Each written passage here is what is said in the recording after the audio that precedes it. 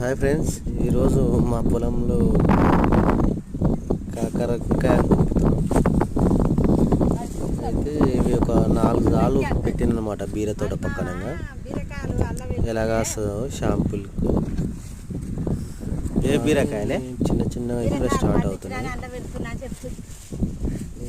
పెట్టాలని మాత్రం బాగానే ఉంది రేటు మార్కెట్లో, కానీ కాపు మాత్రం లేదు, ఇప్పుడే స్టార్టింగ్.